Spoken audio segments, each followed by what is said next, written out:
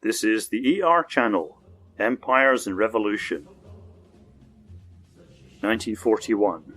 The German army has smashed into the Soviet Union, crushing the Red Army, conquering vast areas of land, isolating Leningrad, the birthplace of the revolution, driving towards Moscow. To the outside world, Russia appears to be on its last legs. Comrade Stalin, the leader of the Soviet Union, has been deeply shaken.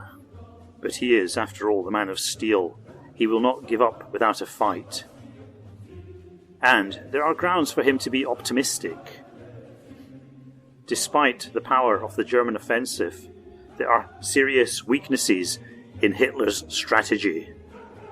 And Hitler knows this. His generals tell him to seize Moscow, but he knows that Germany can't fight this war without oil. And the Russians also know this. This is their trump card. This is what gives them confidence in these dark days of 1941. The blizkrieg feeds on oil like a beast feeds on blood.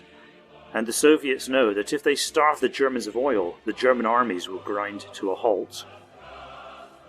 In November 1941, the Supreme Defense Council of the Soviet Union meets. Stalin and his top generals confer. What is to be done? How can we drive back the Germans? How can we stop them? Should we fight to the last ditch to save Moscow? Marshal Semyon Timoshenko is one of those in attendance. A thuggish-looking 46-year-old Ukrainian, he addresses the meeting, setting out Russian strategy in total clarity. If Germany succeeds in taking Moscow, he says, that is obviously a grave disappointment for us. But it by no means disrupts our grand strategy. Germany would gain accommodation, but that alone will not win the war. The only thing that matters is oil. As we remember, Germany kept harping on her own urgent oil problems in her economic bargaining with us from 1939 to 1941.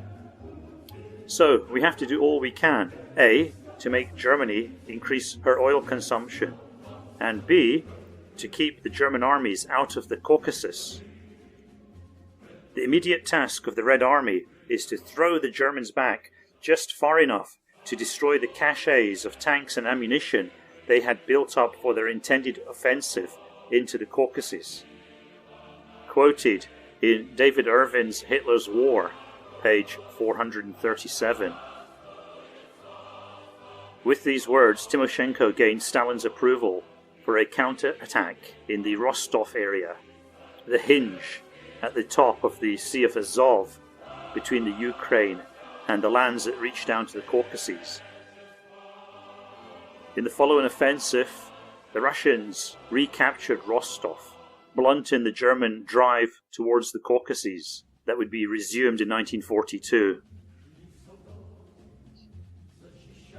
Following the capture of Rostov, Timoshenko and Nikita Khrushchev, who would later rise to rule the Soviet Union, issued an order to the troops of the Southwest Front.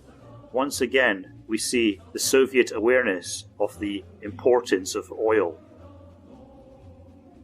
The armoured bloodsucker von Kleist attacked in the direction of Rostov, the statement reads, and the group under Schwedler moved towards Voroshilograd in the devious enemy's attempt to break the resistance of the units of the Red Army to capture the Don Basin and Rostov, and to make his way to the grain stores of the northern Caucasus and the oil wells of Grozny and Baku.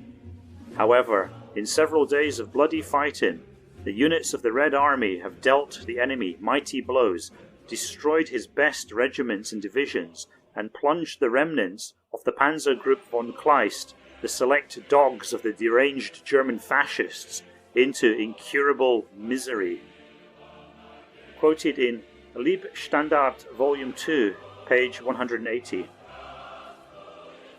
In 1941, historians focus on the German offensive towards Leningrad and Moscow. and point out that the first big defeat for the Germans was the Russian winter offensive in December, which pushed them back from the gates of Moscow. But in November, an even more important battle was underway, the battle to prevent the Germans edging ever closer to the Caucasian oil fields. Moscow could fall, but if those oil fields fell into German hands, the war would have been lost.